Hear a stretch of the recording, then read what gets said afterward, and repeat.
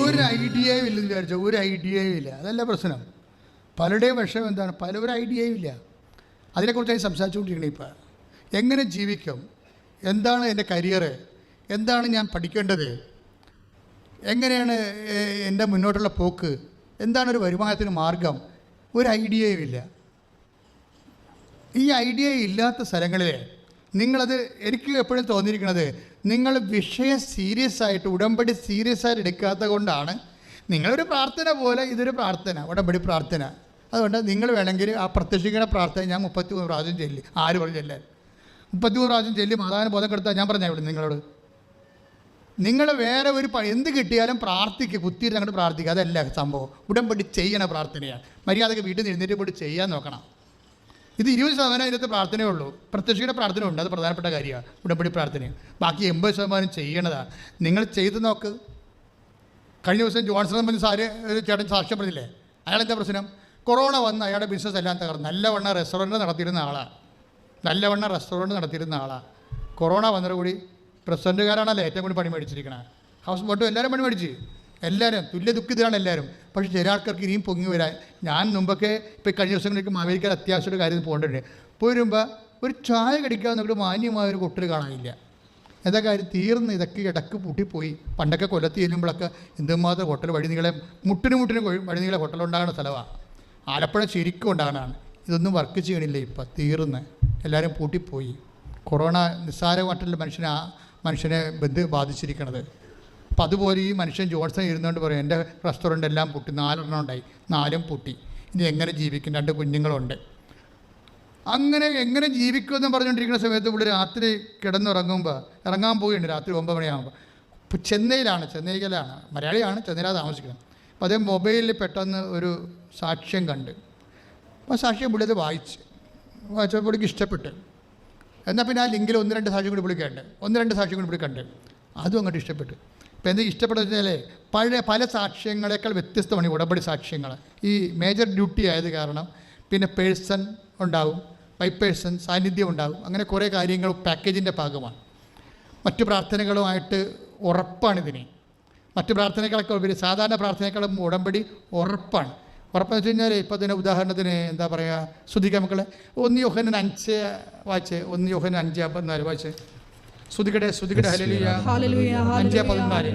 1 യോഹന്നാൻ 5:14 വായിച്ച്. ശ്രുതികടെ ഹല്ലേലൂയ. അവന്റെ ഇഷ്ടത്തിന് അനുസൃതമായി എന്തെങ്കിലും നാം ചോദിച്ചാൽ, അവന്റെ ഇഷ്ടത്തിന് ഒന്ന് പറഞ്ഞ, അവന്റെ ഇഷ്ടത്തിന് 1 യോഹന്നാൻ 5:14 കേട്ടോ, ഒന്ന് വായിച്ചോളൂ. അവന്റെ ഇഷ്ടത്തിന് അനുസൃതമായി എന്തെങ്കിലും നാം ചോദിച്ചാൽ അവിടുന്ന് നമ്മുടെ പ്രാർത്ഥന കേൾക്കും എന്നതാണ് നമുക്ക് അവനിലുള്ള ഉറപ്പ്. ആ ഉറപ്പ് ഇതിന് മാത്രമേ ഉള്ളൂ. ബൈബിൾ ആകപ്പാടെ ഉറപ്പ് എഴുതിയിരിക്കുന്ന 2 വചനത്തിലേ ഉള്ളൂ. അതിലൊന്നിതാണ് 1 യോഹന്നാൻ 5:14. അവന്റെ ഇഷ്ടത്തിനനുസരിച്ച് നമ്മൾ എന്തെങ്കിലും ചോദിച്ചാൽ, വായിച്ചോളൂ. അവന്റെ ഇഷ്ടത്തിനനുസൃതമായി എന്തെങ്കിലും നാം ചോദിച്ചാൽ അവിടുന്ന് നമ്മുടെ പ്രാർത്ഥന കേൾക്കും എന്നതാണ് നമുക്ക് അവനിലുള്ള ഉറപ്പ്. അവന്റെ ഇഷ്ടത്തിനനുസൃതമായി നമ്മൾ എന്തെങ്കിലും ചോദിച്ചാൽ അവിടുന്ന് നമ്മുടെ പ്രാർത്ഥന കേൾക്കും എന്നതാണ് അവനിലുള്ള നമ്മുടെ ഉറപ്പ്. അതെന്തിനെക്കുറിച്ച് പറയണതാണ്? ഉടമ്പടിയെക്കുറിച്ച് പറയണതാണ്. എന്താ കാര്യം? അവൻ്റെ ഇഷ്ടത്തിനനുസൃതമായാണ് ഉടമ്പടി ഡിസൈൻ ചെയ്തിരിക്കുന്നത്. അവൻ പറയണ പോലെ ചെയ്തുകൊണ്ട്. ഉടമ്പടിയല്ല, വേറെ ഒരു പ്രാർത്ഥനയ്ക്കും അത് ഉറപ്പില്ല. ഉടമ്പടി ഉറപ്പുള്ളതാണെന്ന് പറയണത് യോഹന്നാൻ മാത്രമാണ്. കാരണം അത് മാത്രമേ ഉള്ളൂ. എന്താ കാര്യം? ഒന്ന് പറഞ്ഞ 1 യോഹന്നാൻ 5:14 വായിച്ചേ. അവന്റെ ഇഷ്ടത്തിനനുസൃതമായി. ഏറ്റു പറഞ്ഞേ, അവന്റെ ഇഷ്ടത്തിനനുസൃതമായി. ആൾക്കാർ പറഞ്ഞു കേൾപ്പിച്ച് വായിച്ചു. അവന്റെ ഇഷ്ടത്തിനനുസൃതമായി എന്തെങ്കിലും നാം ചോദിച്ചാൽ അവിടുന്ന് നമ്മുടെ പ്രാർത്ഥന കേൾക്കും എന്നതാണ് നമുക്ക് അവനിലുള്ള ഉറപ്പ്. അപ്പൊ അവന്റെ ഇഷ്ടത്തിനനുസൃതമായി ചോദിക്കുന്ന ഒറ്റ പ്രാർത്ഥനയേ ഉള്ളൂ. എന്താണ്? ഉടമ്പടിയാണ്. ബാക്കി ഒരു പ്രാർത്ഥന അവന്റെ ഇഷ്ടത്തിനനുസരിച്ച്, നമ്മുടെ ഇഷ്ടത്തിനനുസരിച്ച് ചോദിക്കണം. അവന്റെ ഇഷ്ടം എന്താണ്? അവൻ പറഞ്ഞതുപോലെ ചെയ്യണതല്ലേ. അവൻ പറഞ്ഞതുപോലെ ചെയ്തോളാമെന്ന് പറയുന്ന മറ്റു പ്രാർത്ഥനകത്ത് പറയുന്നുണ്ടോ? ഇല്ല. അവൻ പറഞ്ഞതുപോലെ നമ്മൾ ചെയ്തോളാം എന്ന് പറയുന്നത് ഉടമ്പടി മാത്രമാണ്. അതുകൊണ്ടാണ് ഈ പ്രാർത്ഥനയുടെ പ്രത്യേകത എന്താണ്? അവൻ്റെ ഇഷ്ടത്തിന് അനുസൃതമായിട്ടാണ് നമ്മൾ അവനോട് ചോദിക്കുന്നത്. അവൻ്റെ ഇഷ്ടം എല്ലാം വരണ വാഗ്ദാനത്തിലല്ലേ? വാഗ്ദാനങ്ങളല്ലേ അവൻ്റെ ഇഷ്ടം. നമുക്ക് ഇന്ന കാര്യങ്ങൾ തരണമെന്ന് അവൻ പറയുന്നുണ്ടല്ലോ, അത് അവൻ്റെ ഇഷ്ടമല്ലേ? എന്താണ്? നിങ്ങൾ വീട് വെക്കും. ഐസയ 65:21 നിങ്ങൾ വീട് വെക്കും, അതിൽ താമസിക്കും. നിങ്ങൾ മുന്തിരിത്തോട്ടം വെച്ച് പിടിപ്പിക്കും, അതിൻ്റെ ഫലം അനുഭവിക്കും. അതേ തോട്ടങ്ങൾ വാങ്ങിച്ചാലും ജോലി കിട്ടിയാലും എല്ലാം ഫലം അനുഭവിക്കുന്ന എന്ത് വിഷയമായി, ശമ്പളം കിട്ടുന്ന എന്ത് വിഷയമായാലും അതെല്ലാം അവൻ്റെ ഇഷ്ടമാണ്. അവൻ്റെ ഇഷ്ടം വാഗ്ദാനത്തിലൂടെയാണ് വരുന്നുണ്ടെങ്കിൽ ആ വാഗ്ദാനത്തെ അടിസ്ഥാനപ്പെടുത്തിയുള്ള പ്രാർത്ഥന ഉടമ്പടിയാണെങ്കിൽ ഉടമ്പടിയാണ് അവൻ്റെ ഇഷ്ടത്തിനനുസൃതമായ പ്രാർത്ഥന. അതുകൊണ്ട് തന്നെയാണ് നിങ്ങൾ അവൻ പറഞ്ഞ പോലെ ചെയ്യണം. നമ്മൾ 2 ദിനവൃത്താന്തത്തിൽ വായിച്ച വചനമില്ലേ? 2 ദിനവൃത്താന്തം നമ്മൾ 23 വായിച്ചില്ലേ? 23:7 എന്താ കാര്യം? അതായത് കർത്താവ് പറഞ്ഞതാണ് അവൻ്റെ ഇഷ്ടമെന്ന് പറയണത്. കർത്താവ് പറഞ്ഞു, ഞാൻ രോഗിയായിരുന്നു, നിങ്ങളെന്നെ കണ്ടു. അപ്പോൾ അത് കർത്താവിൻ്റെ ഇഷ്ടമില്ലേ? അപ്പം ഞാൻ രോഗികളെ നമ്മൾ പോയി കാണുന്നു, അവൻ്റെ ഇഷ്ടത്തിന് അനുസൃതമാണ്. ഈശോ പറഞ്ഞു, ഞാൻ നഗ്നനായിരുന്നു, നിങ്ങളെന്നെ ഉടുപ്പിച്ചു. അതായത് നമുക്ക് വസ്ത്രമില്ലാത്തവർക്ക് നമ്മൾ വസ്ത്രം കൊടുക്കണം, അത് അവൻ്റെ ഇഷ്ടമല്ലേ? കർത്താവ് പറഞ്ഞതാണ്. ലോകം മുഴുവനും പോകുക, എല്ലാ സൃഷ്ടികളോടും സുവിശേഷം പ്രസംഗിക്കുക, അത് കർത്താവിൻ്റെ ഇഷ്ടമല്ലേ? അതനുസരിച്ചല്ലേ നമ്മൾ ബൈബിൾ വാങ്ങിച്ചു കൊടുക്കുന്നതും കർത്താവിൻ്റെ കൃപാസനം പത്രം കൊടുക്കുന്നതും അതുപോലെ യൂട്യൂബ് ഷെയർ ചെയ്യണതും അവൻ്റെ ഇഷ്ടമാണ്. അവൻ്റെ ഇഷ്ടത്തിന് അനുസൃതമായിട്ടാണ് നമ്മൾ ചെയ്യണ ഓരോ കാര്യങ്ങൾ. എന്തെങ്കിലും ചെയ്താലെന്നാണ് പറഞ്ഞിരിക്കുന്നത്. അപ്പോൾ ചെയ്യണ ഓരോ കാര്യങ്ങളും എന്താണ്? അവൻ നിങ്ങളോട് പറഞ്ഞതുപോലെ ചെയ്യുവനെന്ന് പറയണത് അവൻ്റെ ഇഷ്ടപ്രകാരമാണ്. അവൻ്റെ ഇഷ്ടപ്രകാരം പറഞ്ഞ് ചെയ്യിക്കുന്നതാണ് നമ്മളുടെ ഒരു മെറിട്ടെന്ന് പറയുന്നത്. അതുകൊണ്ട് ചൊല്ലുന്ന പ്രാർത്ഥനയേക്കാൾ ചെയ്യുന്ന പ്രാർത്ഥന ഉടമ്പടി. ആ ഉടമ്പടിയിലൂടെ നിങ്ങൾക്ക് എന്താ സംഭവിക്കുന്നത്? നിങ്ങൾ കർത്താവിൻ്റെ സാക്ഷികളായി മാറുന്നു. സാക്ഷികളാകുമ്പോൾ എന്താണ് നമുക്ക് ലഭിക്കുന്നത്? ദൈവത്തിൻ്റെ റിലേഷൻ. സാക്ഷിയും ദൈവവും തമ്മിലുള്ള ബന്ധമാണ്. സാക്ഷി എന്ന് പറഞ്ഞത് ആരാണ്? ശിഷ്യൻ മൂക്കുമ്പോഴാണ് സാക്ഷികളാകണത്. അല്ല വെറുതെ ഈ കോടതി കാണുന്ന സാക്ഷികളല്ലേ. കർത്താവിൻ്റെ ശിഷ്യന്മാർ മൂക്കും. അവർ കർത്താവിൻ്റെ വചനങ്ങളെല്ലാം കേട്ട് അത് പറഞ്ഞപ്പോൾ ഈശോ പറഞ്ഞ പോലെയൊക്കെ ചെയ്തു വരുമ്പോഴാണ് പിന്നീട് അവസാനമാണ് ഈശോ പറയണത്, നിങ്ങളാണല്ലോ ഇവയ്ക്ക് സാക്ഷികൾ. ആരുടെ സാക്ഷികളാണ്? കർത്താവിൻ്റെ പീഡാനുഭവത്തിൻ്റെയും കുരിശുമരണത്തിനും ഉയർത്തുന്നതിൻ്റെയും സാക്ഷികളാണ്. ആ സാക്ഷ്യത്തിലേക്ക്, ആ ദൈവിക ക്രിസ്തു രഹസ്യത്തെ കൈമാറാനുള്ള വിശ്വാസവും വിശ്വസ്തതയും കർത്താവിൻ്റെ കൂടെയുള്ള ആ നടപ്പും നിലപാടുകളും എല്ലാം കൂടി ഉണ്ടാക്കുന്ന ഒരു ബെറിത്ത് റിലേഷൻ, അതാണ് ഉടമ്പടി. അതുകൊണ്ട് തന്നെ ഇത് പക്ക ആയിട്ട് നമുക്ക് ഇതിനെ റിലേ ചെയ്യാൻ പറ്റും. അല്ലെങ്കിൽ അതാണ് ഉറപ്പെന്ന് പറഞ്ഞത്. യോഹന്നാൻ എന്താ പറയണത്? അതാണ് നമ്മുടെ ഉറപ്പെന്ന്. ആ ഉറപ്പ് നിങ്ങൾക്കുണ്ടായാലും മതി. ഉറപ്പുണ്ടായാൽ തീർച്ചയായിട്ടും നിങ്ങൾ അതനുസരിച്ച് തന്നെ ഉടമ്പടിയെ സമീപിക്കും. അത് ചെല്ലുന്നതിനേക്കാൾ ചെയ്ത് നിങ്ങൾ ബലം പ്രാപിക്കാൻ ദൈവം നിങ്ങൾ അനുഗ്രഹിക്കട്ടെ. പ്രാർത്ഥിക്കുക. കർത്താവ് ദൈവമേ, എന്നെ അങ്ങയുടെ സാക്ഷിയായി ഉയർത്തണമേ. അങ്ങയെ അറിയാത്തവരെ അറിയിക്കുവാൻ, അറിഞ്ഞവരെ ആഴപ്പെടുത്തുവാൻ വാക്കുകൊണ്ടും പ്രവൃത്തി കൊണ്ടും എന്നെ ഒരു ശിഷ്യയായി ഉയർത്തണമേ. എന്റെ ജീവിതത്തിനും കുടുംബത്തിനും നീർച്ചാലുകളെ പോലെ 126:4 പ്രാർത്ഥിക്കുന്നു. ഞങ്ങളുടെ ഐശ്വര്യത്തെ പുനഃസ്ഥാപിക്കണമേ. ഞങ്ങളുടെ ഐശ്വര്യത്തെ പുനഃസ്ഥാപിക്കണമേ.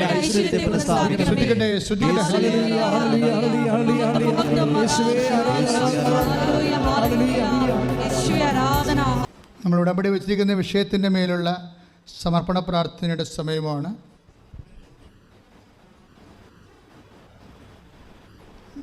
അച്ഛൻ പ്രാർത്ഥിക്കുമ്പോൾ, കർത്താവെ ഞങ്ങൾ സമർപ്പിക്കുന്നു, ഞങ്ങളെ സാക്ഷികളാക്കണമേ എന്നാണ് പ്രാർത്ഥിക്കുന്നത്.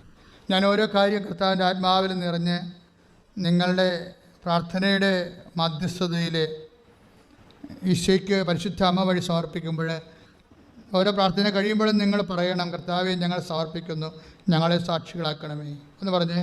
കർത്താവേ ഞങ്ങൾ സമർപ്പിക്കുന്നു, ഞങ്ങളെ സാക്ഷികളാക്കണമേ. വീണ്ടും പറഞ്ഞേ. കർത്താവേ ഞങ്ങൾ സമർപ്പിക്കുന്നു, ഞങ്ങളെ സാക്ഷികളാക്കണമേ. ഓൺലൈനിരിക്കുന്ന എല്ലാവരെയും വേണ്ടി പ്രാർത്ഥിച്ചുകൊണ്ട്, കർത്താവെ ഞങ്ങൾ അവരെല്ലാം സമർപ്പിക്കുന്നു. ഇപ്പോഴ് ഓൺലൈനിൽ പ്രാർത്ഥിക്കുന്ന എല്ലാ മക്കളെയും, ലക്ഷക്കണക്കിന് മക്കളെ, അവരുടെ കുടുംബങ്ങളെ ഉടമ്പടി ചെയ്തു പോയി കർത്താവെ പ്രത്യേകമായ കാലാവസ്ഥയിലൂടെ കടന്നു പോകുന്നവരെ, അവിടെ സങ്കടങ്ങളെയും രോഗങ്ങളെയും കർത്താവെ ഞങ്ങൾ അങ്ങേക്ക് സമർപ്പിക്കുന്നു. കർത്താവേ, ഞങ്ങൾ സമർപ്പിക്കുന്നു. ഞങ്ങളെ സാക്ഷികളാക്കണമേ. കർത്താവെ, ഹൃദയവേദനയുള്ളവരെ, ബാലും ചുരുങ്ങിപ്പോയവരെ, ഹൃദയത്തിന് ഊട്ടമുള്ള കുഞ്ഞുങ്ങൾ, ഹൃദയം ചുരുങ്ങിപ്പോകുന്നവർ, വലിപ്പമില്ലാത്തവർ, എല്ലാ മക്കളെയും അങ്ങേക്ക് സൗഖ്യത്തിനായി സമർപ്പിക്കുന്നു. കർത്താവേ, ഞങ്ങൾ സമർപ്പിക്കുന്നു. ഞങ്ങളെ സാക്ഷികളാക്കണമേ. കർത്താവ്, കരളെ ചുരുക്കം പ്രാപിച്ചവര്, കർത്താവ് വെൽറൂവിന് കൂടിപ്പോയവര്, കർത്താവ് കരളിൽ ലീക്കേജ് ഉള്ളവർ, അതിച്ചിട്ട് വയറ്റിലേക്ക് വെള്ളം വീണ് വയറ് വീർത്തിട്ട് വേദനിക്കുന്ന, ശ്വാസം മുട്ടുന്ന എല്ലാ രോഗികളെയും ഞങ്ങൾ സമർപ്പിക്കുന്നു. ഞങ്ങളെ സാക്ഷികളാക്കണമേ. കർത്താവ്, കിഡ്നി വീക്കക്കാരെ സംബന്ധിച്ച് പ്രാർത്ഥിക്കും. കർത്താവ്, കിഡ്നി ഷ്രിങ്ക് ചെയ്യുന്നവരെ, ചുരുങ്ങിപ്പോകുന്നവരെ സമർപ്പിച്ച് പ്രാർത്ഥിക്കും. കർത്താവ്, കിഡ്നികൾ കർത്താവ്, അതിൻ്റെ പുറമേയുള്ള സ്ഥലങ്ങൾ കർത്താവ് പൊളിഞ്ഞു പോകുന്നവർ സമർപ്പിക്കുന്ന ഈശോയെ. കിഡ്നിക്ക് സിസ്റ്റുള്ളവർ സംബന്ധിച്ച് പ്രാർത്ഥിക്കും. കർത്താവ്, കിഡ്നിയിൽ മുഴയുള്ളവർ സംബന്ധിച്ച് പ്രാർത്ഥിക്കും. കർത്താവ്, കിഡ്നിയിൽ കല്ലുള്ളവരെ സ്പർശിക്കണമെന്ന് പ്രാർത്ഥിച്ചുകൊണ്ട് സമർപ്പിക്കുന്നു. ഞങ്ങൾ സമർപ്പിക്കുന്നു. ഞങ്ങളെ സാക്ഷികളാക്കണമേ. ശ്രദ്ധിക്കട്ടെ. ഹല്ലേലൂയ.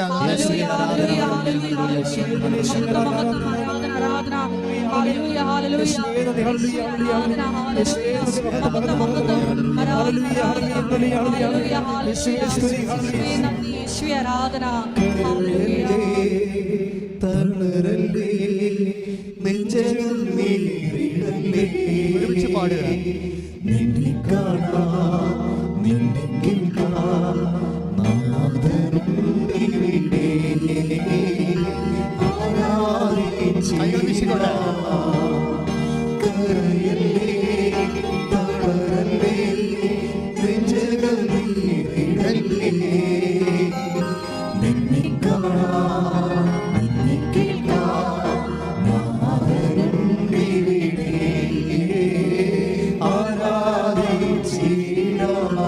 ശ്രദ്ധിക്കട്ടെ. ശ്രദ്ധിക്കട്ടെ.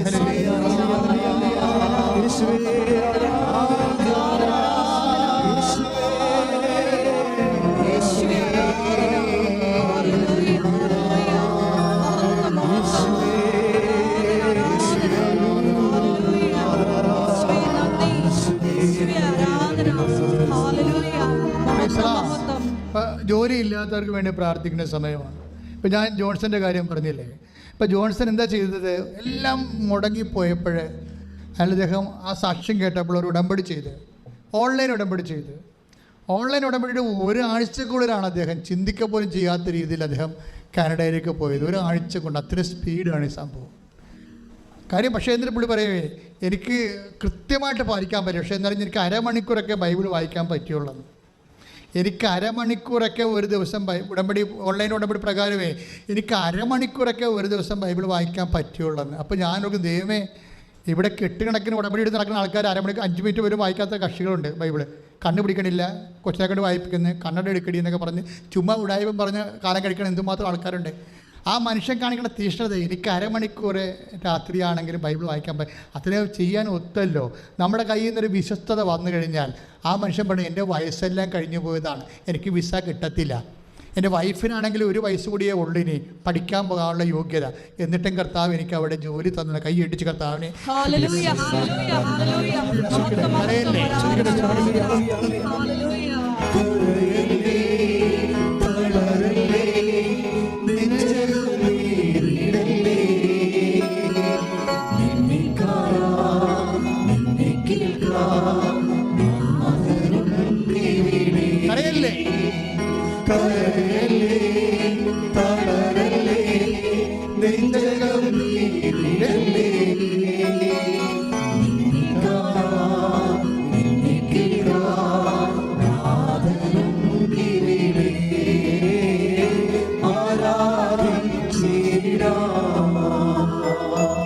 പരിശുദ്ധ പരമദിവ്യകാരുണ്യത്തിന്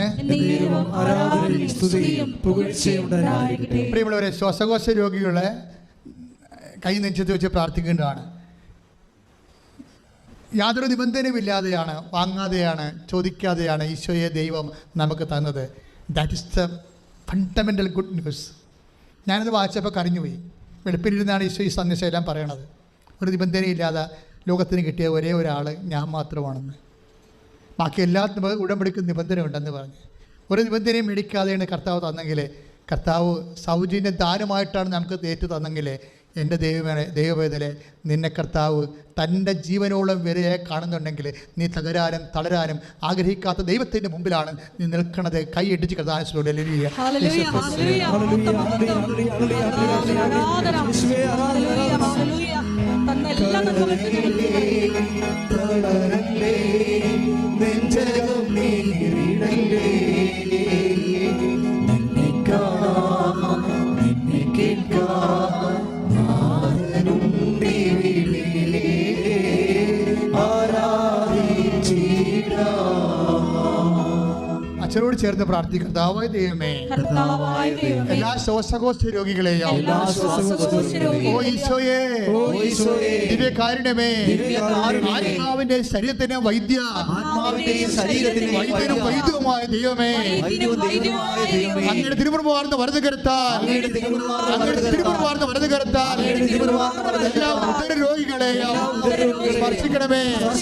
കുടൽ രോഗികളെ, അൾസർ രോഗികളെ, ആർഎസ്എസ് രോഗികളെ, ഫിസിക്കൽ രോഗികളെ, ശ്വാസകോശ രോഗികളെ, സ്ത്രീഖ രോഗികളെ, പാൻക്രിയാസ് രോഗികളെ, യേശുവിന്റെ നാമത്തില്, യേശുവിന്റെ നാമത്തില് മാരക രോഗികളെ, ദുരാവേദികളെ യേശുവിന്റെ നാമത്തില് മാറിപ്പോകട്ടെ.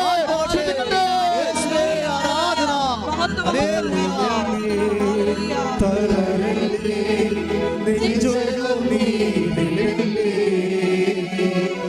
നിന്നെ കാണാൻ നിന്നെ കേൾക്കാൻ നാഥനുണ്ടിവിടെ,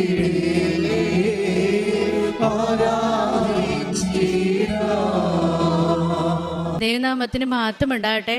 എൻ്റെ പേര് ദിവ്യ. ഞാൻ വൈക്കത്ത് നിന്നാണ് വരുന്നത്. ഞാൻ കൃപാസനത്തിൽ വന്ന് ഉടമ്പടി എടുക്കുന്നത് 2022 മാർച്ച് 1-ാം തീയതിയാണ്. എനിക്ക് ഉടമ്പടി എടുക്കാനായിട്ടുള്ളൊരു കാരണം എന്ന് പറഞ്ഞിട്ടുണ്ടെങ്കിൽ, ഞങ്ങളുടെ കല്യാണം കഴിഞ്ഞിട്ട് 4 വർഷമായി. ഞങ്ങൾക്ക് കുട്ടികളില്ലായിരുന്നു. ഞാനൊരു സ്റ്റാഫ് നേഴ്സാണ്. സൗദിയിലായിരുന്നു വർക്ക് ചെയ്തുകൊണ്ടിരുന്നത്. അപ്പം 2022 വെച്ചിട്ട് എനിക്ക് സിവിയർ ലോവർ അബ്ഡോമൻ പെയിൻ വന്നിട്ടുണ്ടായിരുന്നു. അപ്പം ഞാൻ അവിടുത്തെ ഹോസ്പിറ്റലിൽ കൺസൾട്ട് ചെയ്തപ്പം അവർ നോക്കിയിട്ട് പറഞ്ഞു, ഓവറിയിൽ സിസ്റ്റ് ഉണ്ട്, അത് എമർജൻസി ആയിട്ട് സർജറി ചെയ്യണം. അത്രയ്ക്ക് സിവിയർ പെയിൻ ആയിരുന്നു എനിക്ക്. അപ്പം ഞങ്ങളങ്ങനെ കൊറോണ കൂടിയ സമയമായതുകൊണ്ടും നാട്ടിലോട്ട് നമുക്ക് വരാൻ പറ്റാതിരുന്നതുകൊണ്ട് ഞാൻ അവിടെ സർജറി ചെയ്തു. അങ്ങനെ സർജറി ചെയ്തപ്പോഴാണ് ഡയഗ്നോസ് ചെയ്തത് എനിക്ക് എൻഡോമെട്രിയോസിസ് എന്ന് പറയുന്നൊരു അസുഖമാണ്. അപ്പം ആ ഒരു അസുഖം വന്നിട്ടുണ്ടെങ്കിൽ പെട്ടെന്ന് തന്നെ നമുക്ക് പ്രഗ്നൻസി നോക്കണം, അല്ലെങ്കിൽ കുട്ടികളുണ്ടാവും, കുറച്ച് താമസം ഉണ്ടാവും. അങ്ങനെയാണ് അവിടുത്തെ ഡോക്ടേഴ്സ് പറഞ്ഞത്. അങ്ങനെ ഞാൻ അവിടുന്ന് പെട്ടെന്ന് തന്നെ ജോലി നിർത്തി നാട്ടിലോട്ട് വന്നു. നാട്ടിൽ വന്നു കഴിഞ്ഞപ്പം നാട്ടിലെ പ്രഗത്ഭരായ ഡോക്ടേഴ്സിനെ കണ്ടു. അവർ പറഞ്ഞു കുഴപ്പമൊന്നുമില്ല, സിസ്റ്റെല്ലാം റിമൂവ് ചെയ്തിട്ടുണ്ട്, വേറെ മറ്റ് പ്രശ്നങ്ങളൊന്നുമില്ല, പെട്ടെന്ന് തന്നെ കുഞ്ഞുണ്ടാവും എന്ന് പറഞ്ഞു. അങ്ങനെ ഞാൻ എൻ്റെ ഹസ്ബൻഡ് ജോലി ചെയ്യുന്നിടത്ത് പോയി. ഞങ്ങൾക്കൊരു 6 മാസമായപ്പോൾ ഒരു കുഞ്ഞുണ്ടായി. ആ കുഞ്ഞ് ഒരു 1.5 മാസം ആയപ്പോഴത്തേക്കും ആ കുഞ്ഞിന് ഹാർട്ട് ബീറ്റ് ഇല്ലായിരുന്നു. അങ്ങനെ അത് അബോർഷൻ ചെയ്യേണ്ടി വന്നു. അങ്ങനെ രണ്ടാമത്തെ പിന്നെ ഡോക്ടേഴ്സിനോട് ചോദിച്ചപ്പോൾ ഡോക്ടേഴ്സ് പറഞ്ഞു കുഴപ്പമൊന്നുമില്ല, നോർമലായിട്ടൊരു 3 മാസം കഴിയുമ്പം നോക്കാം, അങ്ങനെ കുഞ്ഞുങ്ങളുണ്ടാവുമെന്ന് പറഞ്ഞു. അങ്ങനെ 3 മാസം കഴിഞ്ഞിട്ട് രണ്ടാമതും പ്രഗ്നൻ്റായി. അങ്ങനെ ആ പ്രഗ്നൻസി 2 മാസത്തോളെ പോയുള്ളൂ. അതും കൊച്ചിന് ഹാർട്ട് ബീറ്റൊക്കെ ഉണ്ടായിരുന്നു, കുഴപ്പമൊന്നുമില്ല. പിന്നെ 2 മാസമായപ്പോൾ ഒരു ബ്ലീഡിങ് വന്നു. അങ്ങനെ അതും അബോർഷനായി പോയി.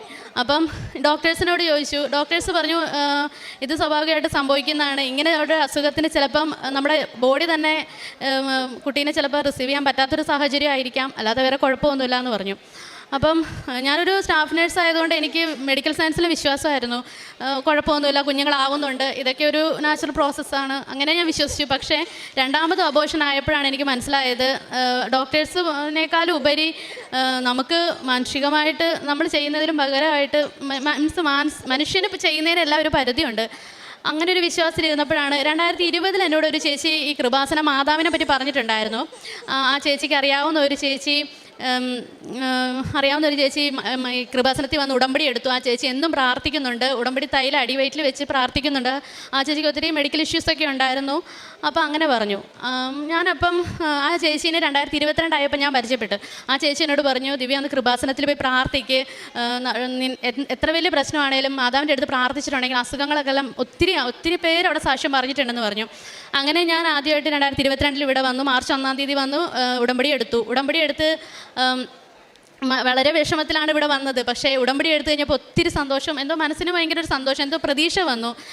ഈ ഒരു വിഷമത്തിൽ നിന്നൊക്കെ ഒരു പെട്ടെന്ന് തന്നെ ഒരു സന്തോഷമാണ്. എന്താണെന്നറിയില്ല. ഉടമ്പടി എടുത്ത ദിവസം തന്നെ ഇവിടുത്തെ സിസ്റ്റേഴ്സ് പറഞ്ഞു പരിശുദ്ധ അമ്മ കൂടെ വരും, 3 മാസം നന്നായിട്ട് പ്രാർത്ഥിക്കണം എന്ന് പറഞ്ഞു. അങ്ങനെ എനിക്ക് ജപമാലയൊന്നും ചെല്ലാൻ അറിയില്ലായിരുന്നു. ഞാൻ വീട്ടിൽ ചെന്ന് നന്നായിട്ട് മാതാവിനോട് തന്നെ പ്രാർത്ഥിച്ചു. എന്നെ പ്രാർത്ഥന പഠിപ്പിക്കണം മാതാവേ, ഉടമ്പടിയിൽ പറഞ്ഞിരിക്കുന്ന കാര്യങ്ങളെല്ലാം പാലിക്കാൻ എനിക്ക് ശക്തി തരണം. അങ്ങനെയെല്ലാം പ്രാർത്ഥിച്ചു. തമ്പുരാൻ്റെ ഹിതം പോലെ പെട്ടെന്ന് ജപമാലയെല്ലാം പഠിച്ചു. ഓരോ കാര്യങ്ങളും ഉടമ്പടി നന്നായിട്ട് പാലിക്കാൻ പറ്റി. അങ്ങനെ ഒന്നാമത്തെ ഉടമ്പടി കംപ്ലീറ്റ് ആയപ്പോഴത്തേക്കും എൻ്റെ ചേട്ടൻ എൻ്റെ അടുത്തല്ലായിരുന്നു നിന്നത്. ചേട്ടൻ ജോലി സ്ഥലത്തായിരുന്നു. ചേട്ടൻ നാട്ടിൽ വന്നു. അങ്ങനെ ഞങ്ങൾ നോക്കി. പക്ഷേ ആദ്യത്തെ 3 മാസം ഞാൻ പ്രഗ്നൻ്റ് ആയില്ല. അപ്പം എനിക്ക് ഭയങ്കര വിഷമമായി. ഉടമ്പടിയിൽ ഇനി എന്തെങ്കിലും കുഴപ്പം കൊണ്ടാണോ? അങ്ങനെ ഉടമ്പടിയിലെ എല്ലാ കാര്യങ്ങളും ഞാൻ ചെയ്യുന്നുണ്ടായിരുന്നു. പക്ഷേ എന്നാലും പ്രഗ്നൻ്റ് ആയില്ല. പക്ഷേ അപ്പം ഞാൻ ഉടമ്പടിയിൽ വെച്ച് ആദ്യത്തെ ഒരു കാര്യം മാതാവ് നമുക്ക് നടത്തി തന്നായിരുന്നു. അപ്പോഴാണ് ഞാൻ എപ്പോഴും ഇവിടുത്തെ ബഹുമാനപ്പെട്ട ജോസഫ് അച്ഛൻ്റെ ധ്യാനം കൂടുമായിരുന്നു. അച്ഛൻ പറഞ്ഞിട്ടുണ്ട് മാതാവിൻ്റെ അനുഗ്രഹം കൂടെ ഉണ്ടെങ്കിൽ ഉടമ്പടിയിൽ ഏതെങ്കിലും ഒരു കാര്യം നടന്നിട്ടുണ്ടെങ്കിൽ പരിശുദ്ധ അമ്മ കൂടെ ഉണ്ട് എന്ന് നിങ്ങൾ വിശ്വസിച്ചുകൊണ്ട് വേണം പിന്നെ പ്രാർത്ഥിക്കാമെന്ന് പറഞ്ഞു. അങ്ങനെ ആദ്യത്തെ ഉടമ്പടി കഴിഞ്ഞു.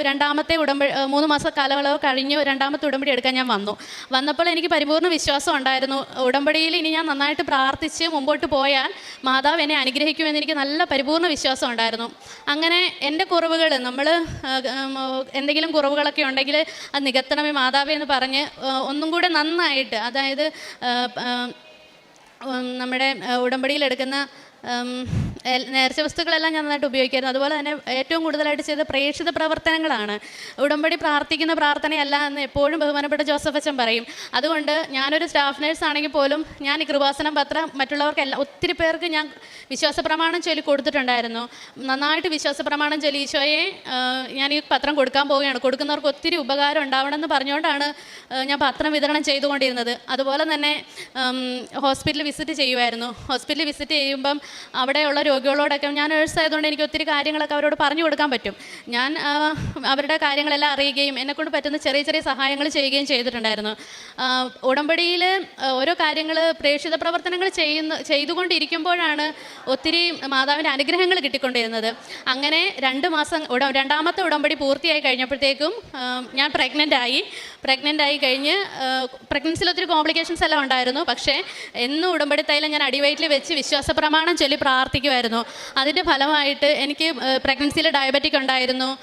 പ്രഗ്നൻസിയിൽ വെള്ളക്കൂടുതലായ പോളിഹൈഡ്രോമിയാസ് എന്ന് പറഞ്ഞൊരു കണ്ടീഷൻ ഉണ്ടായിരുന്നു. അത് സിവിയർ ആയിരുന്നു. പക്ഷേ എനിക്ക് വിശ്വാസം ഉണ്ടായിരുന്നു ഉടമ്പടി തൈലവും പരിശുദ്ധ മാതാവും കൂടെ ഉള്ളിടത്തോളം എനിക്ക് യാതൊരു അപകടം എൻ്റെ കുഞ്ഞിന് വരില്ല എന്ന പരിപൂർണ്ണ വിശ്വാസത്തോടെ ഞാൻ എന്നും ഇരുന്ന് പ്രാർത്ഥിക്കും. ഞാൻ പ്രഗ്നൻസിയിൽ എനിക്ക് എന്ന് മുട്ടുകുത്താതിരിക്കാൻ പറ്റുന്നു ആ അവസരം വരെ, ആ സമയം വരെ ഞാൻ മുട്ടുകുത്താതെ അപ്പം വരെ ഞാൻ മുട്ടുകുത്തിയെന്നാണ് പ്രാർത്ഥിച്ചുകൊണ്ടിരുന്നത്.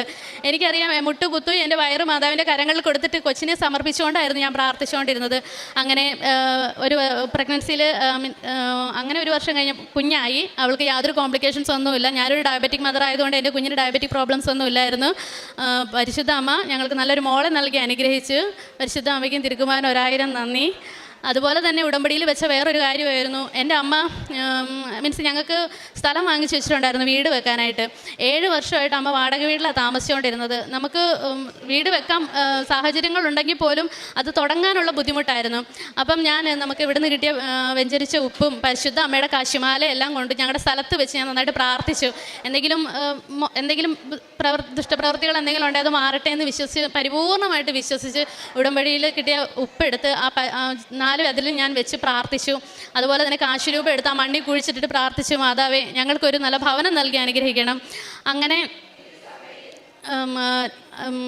ഭവനം നൽകി അനുഗ്രഹിക്കുന്നു പ്രാർത്ഥിച്ചു. അതിനുശേഷം ഉടമ്പടിയിലൂടെ അത് സാധിച്ചു. ചെറിയൊരു ഭവനത്തിന് വേണ്ടിയിട്ടായിരുന്നു. ഞങ്ങൾക്ക് ഒത്തിരി ഫിനാൻഷ്യലി സപ്പോർട്ടൊന്നുമില്ല. പക്ഷേ നല്ലൊരു അതിമനോഹരമായ ഭവനം തന്നെ മാതാവ് നൽകി ഞങ്ങളെ അനുഗ്രഹിച്ചു. അതുപോലെ തന്നെ 3ാമത്തെ ഉടമ്പടിയിൽ വെച്ച കാര്യമാണ്, എൻ്റെ ഹസ്ബൻഡ് ആർമിയിലാണ് ജോലി ചെയ്യുന്നത്. അദ്ദേഹത്തിന് അവിടെ ഉടമ്പടി എടുത്തിരുന്ന സമയത്ത് അദ്ദേഹം ജോലി ചെയ്തിരുന്നത് ജമ്മു കാശ്മീരിലായിരുന്നു. അതൊരു അത്യാവശ്യം യുദ്ധമേഖല അങ്ങനെയൊക്കെ നടക്കുന്ന ഒരു സാഹചര്യമുള്ള ഒരു സ്ഥലമായിരുന്നു. അപ്പോൾ ആ സ്ഥലത്ത് ചേട്ടന് വേണ്ടിയിട്ട് ഞാൻ പ്രാർത്ഥിച്ചായിരുന്നു. ഉടമ്പടിയിൽ വെച്ച ഒരു കാര്യം അതായിരുന്നു. ഇപ്പം എൻ്റെ ചേട്ടൻ 2 വർഷം അവിടെ ടേൺ ഓവർ കംപ്ലീറ്റ് ചെയ്തു. അവിടെ ഒത്തിരി ബുദ്ധിമുട്ടുകളൊക്കെ ഉണ്ടായിരുന്നു. പക്ഷേ ഞാൻ പരിശുദ്ധ അമ്മയുടെ കാശുരൂപം ചേട്ടന് കൊടുത്തായിരുന്നു. അതുപോലെ തന്നെ കൊന്തമാലയും ചേട്ടനെ കൊടുത്തിട്ടുണ്ടായിരുന്നു. ചേട്ടനൊക്കെ നൈറ്റൊക്കെ പരേഡിനൊക്കെ പോകുമ്പോഴൊക്കെ ഇത് മുറുകെ പിടിച്ചിട്ടാണ് പോയിരുന്നത്. ചേട്ടൻ അവിടെ പരേഡ് നൈറ്റിന് പോകുന്ന സമയത്തൊക്കെ ഞാൻ പരിശുദ്ധ അമ്മയുടെ ചേട്ടനെയും അതുപോലെ ജോലിയിലുള്ള മറ്റെല്ലാ പട്ടാളക്കാരെ സമർപ്പിച്ച് പ്രാർത്ഥിക്കുമായിരുന്നു. അങ്ങനെ 2 വർഷം യാതൊരു കുഴപ്പമില്ലാതെ പരിശുദ്ധ അമ്മ കാത്തു പരിപാലിച്ചു. അതുപോലെ ഞങ്ങളുടെ കുടുംബത്തിൽ ദൈവിക സമാധാനം നൽകി ഒത്തിരി അനുഗ്രഹങ്ങൾ മാതാവ് നൽകിയിട്ടുണ്ട്. പിന്നെ അച്ഛൻ്റെ ഏറ്റവും കൂടുതൽ എനിക്ക് ഉടമ്പടി എടുത്തപ്പോൾ എനിക്കൊന്നും അറിയില്ല. ഞാനൊരു ഹൈന്ദവ വിശ്വാസത്തിൽ നിന്ന് വന്ന കുട്ടിയായതുകൊണ്ട് എനിക്കൊന്നും അറിയില്ലായിരുന്നു. പക്ഷേ എല്ലാ ആഴ്ചയും മുടങ്ങാതെ ഞാൻ ജോസഫ് അച്ഛൻ്റെ ഉടമ്പടി ധ്യാനം കൂടുമായിരുന്നു. ആ 2 മണിക്കൂർ ഞാൻ മുട്ടയിൽ നിന്നുകൊണ്ടാണ് ആ ധ്യാനം കൂടിക്കൊണ്ടിരുന്നത്. ആ സമയത്ത് നന്നായിട്ട് പ്രാർത്ഥിക്കുക. അപ്പം പുതിയതായിട്ട് ഉടമ്പടി എടുക്കുന്നവർക്ക് എങ്ങനെയാണ് അത് മുമ്പോട്ട് കൊണ്ടുപോകേണ്ടതെന്ന് എല്ലാം അച്ഛൻ വളരെ വ്യക്തമായിട്ട് അത് പറഞ്ഞു തരുമായിരുന്നു. ആ എല്ലാ കാര്യങ്ങളും ഞാൻ എഴുതി വെക്കും. എനിക്ക് ഒത്തിരി വചനങ്ങൾ അതിലൂടെ പഠിക്കാനായിട്ട് സാധിച്ചു. അങ്ങനെ എല്ലാ ആഴ്ചയും നമുക്ക് മനസ്സിൽ വിഷമോ ചിലപ്പോൾ ഏതെങ്കിലും ഒരാഴ്ച എന്തെങ്കിലും മനസ്സിൽ ബുദ്ധിമുട്ടൊക്കെ ഉണ്ടെങ്കിൽ അച്ഛൻ്റെ ധ്യാനം കൂടി സമർപ്പിച്ച് നമ്മൾ പ്രാർത്ഥിക്കുകയാണെങ്കിൽ അതിനുള്ള ഉത്തരം എല്ലാം കിട്ടി തുടങ്ങിയായിരുന്നു. അങ്ങനെ ഒത്തിരി അനുഗ്രഹങ്ങൾ ഉണ്ടായിട്ടുണ്ട്. അതുപോലെ തന്നെ പ്രേക്ഷിത പ്രവർത്തനങ്ങളായാലും എല്ലാം ചെയ്തിട്ടുണ്ട്. പിന്നെ ഇവിടുന്ന് നമുക്ക് ലഭിക്കുന്ന ഉടമ്പടി കാഴ്ചവസ്തുക്കൾ എല്ലാത്തിനും അതിൻ്റേതായ അത്ഭുതങ്ങളുണ്ടായിരുന്നു. ഞാൻ പ്രഗ്നൻസി തുടക്കം തൊട്ട് അവസാനം വരെ അതെല്ലാം മെയിനായിട്ട് ഉടമ്പടി തൈലമാണ് ഉപയോഗിച്ചുകൊണ്ടിരുന്നത്. അത് വെച്ച് കുരിശ് വെച്ച് പ്രാർത്ഥിക്കുമ്പോൾ എനിക്ക് സ്കാനൊക്കെ ചെയ്യുമ്പോൾ ചില സമയത്തൊന്നും കുഞ്ഞിൻ്റെ മൂവ്മെൻറ്റ്സ് കിട്ടാറില്ല. പക്ഷേ ഞാൻ പ്രാർത്ഥിച്ച് കുരിശ് വരച്ചുകൊണ്ട് പോകുന്ന സമയത്തൊക്കെ അതൊക്കെ പെട്ടെന്ന് തന്നെ സ്കാനിങ്ങും അങ്ങനെയുള്ള കാര്യങ്ങളെല്ലാം പെട്ടെന്ന് തന്നെ കിട്ടുമായിരുന്നു. ഇത്രയും അനുഗ്രഹം നൽകി അനുഗ്രഹിച്ച പരിശുദ്ധ അമ്മയ്ക്കും തിരുക്കുമാരനും 1000 നന്ദി.